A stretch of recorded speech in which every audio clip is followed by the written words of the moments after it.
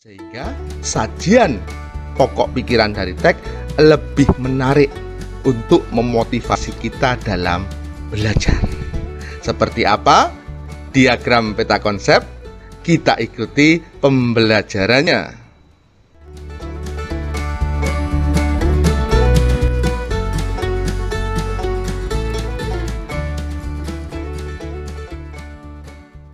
Assalamualaikum warahmatullahi wabarakatuh. Selamat ketemu lagi anak-anak dengan video pandemi COVID. Hari ini kita akan membahas kelas 5 tema 6 panas dan perpindahannya. Subtema 3 pengaruh kalor terhadap kehidupan. Pembelajaran yang pertama. Sebelum pembelajaran ini kita mulai, marilah kita berdoa. Berdoa mulai. Berdoa selesai. Baik, pada pembelajaran kelas 5 tema 6 subtema 3 pembelajaran yang pertama, kita akan mempelajari dua muatan pembelajaran, yakni bahasa Indonesia dan IPA. Untuk bahasa Indonesia, pokok bahasan yang akan kita pelajari adalah diagram pokok pikiran, sedangkan untuk yang IPA adalah bahan-bahan penghantar panas. Tetap ikuti video pandemi COVID supaya pembelajaran kita tetap terlaksana dengan lancar. Anak-anak, teks eksplanasi atau teks penjelasan berisi tentang informasi maupun fakta ilmiah. Kita dapat menjumpainya di berbagai media. Salah satunya adalah media elektronik, bisa dari radio, televisi, ataupun juga dari internet. Saat ini di internet tersedia buku elektronik atau biasa kita sebut dengan e-book yang dapat kita akses dan sangat bermanfaat. Salah satunya menjadi sumber belajar bagi kita. Jadi kita bisa belajar dari berbagai sumber, salah satunya dari buku elektronik atau e-book yang ada di internet.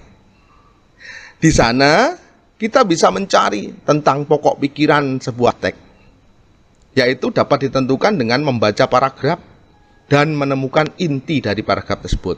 Bisa di awal, bisa di kalimat yang tengah, ataupun di kalimat yang akhir. Kemarin kita sudah belajar menyajikan hasil pokok pikiran dari teks dengan menggunakan peta konsep.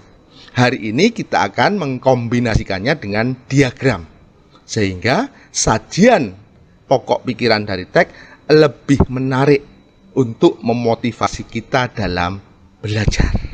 Seperti apa diagram peta konsep? Kita ikuti pembelajarannya.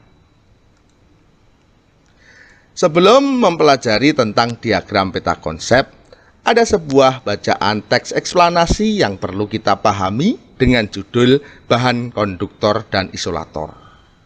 Di mana bahan-bahan yang ada di sekitar kita itu ada yang bisa menghantarkan panas, ada yang tidak bisa menghantarkan panas. Nah, ada 3 paragraf di sini. Nanti kita akan menyusun diagram peta konsep dengan 3 buah kotak diagram. Namun sebelumnya kita selesaikan dulu tugas 1. Ada nomor 1 sampai nomor 4 yang harus kalian jawab setelah kalian memahami isi dari teks eksplanasi tersebut. Kemudian yang nomor 5 inilah yang dimaksud dengan diagram peta konsep. Jika kita kemarin hanya menggunakan panah untuk membuat peta konsep, kalau diagram pokok pikiran berupa peta konsep, ini kita buat semenarik mungkin. Seperti contoh ini, kalian bisa membuat secara horizontal atau mendatar ke kanan. Contohnya di sini memakai yang vertikal atau dari atas ke bawah. Dengan kotak bagian atas dikasih warna, judul teks, bahan konduktor, dan isolator. Terdapat 3 jenis kotak di bawahnya. Kenapa? Karena tadi ada 3 paragraf. Setiap kotak berisi pokok pikiran dari masing-masing paragraf. Di sini sudah dibantu, konduktor adalah titik-titik, kamu tulis, kamu isi ya. Isolator adalah titik-titik. Contoh konduktor, contoh isolator untuk paragraf kedua. Bahan yang membentuk panci adalah titik-titik dan titik-titik. Itu untuk paragraf yang ketiga. Cukup mudah bukan? Mudah-mudahan bisa menyelesaikan dengan baik dan benar tugas satu yang ditugaskan. Setelah bahasa Indonesia, kita lanjutkan dengan muatan pembelajaran IPA. Tetap sama topik yang kita bahas mengenai benda yang menghantarkan panas. Perpindahan panas atau kalor perlu zat perantara, ya kan? Zat perantara ada yang dapat menghantarkan panas dengan baik, ada juga yang tidak. Bahan yang dapat menghantarkan panas dengan baik disebut konduktor. Contohnya adalah benda-benda yang terbuat dari logam.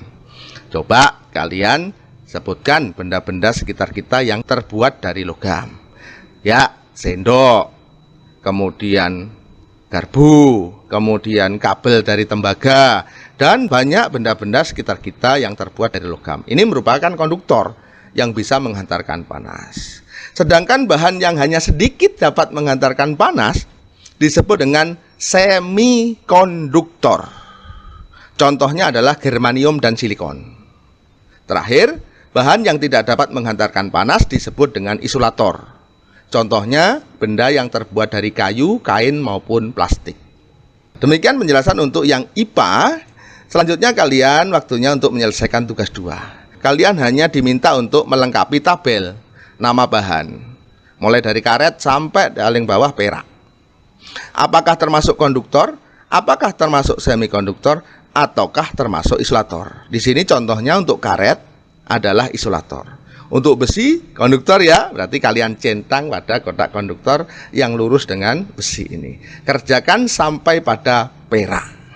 Cukup mudah, mudah-mudahan penjelasannya bisa dipahami sehingga kalian bisa menyelesaikan tugas 2 dengan sebaik-baiknya. Demikian anak-anak yang kita pelajari hari ini, mudah-mudahan dapat memberikan manfaat. Selamat belajar, jaga semangat dan juga jaga kesehatan, maksimalkan belajar apapun keadaannya. Saya akhiri, Assalamualaikum warahmatullahi wabarakatuh.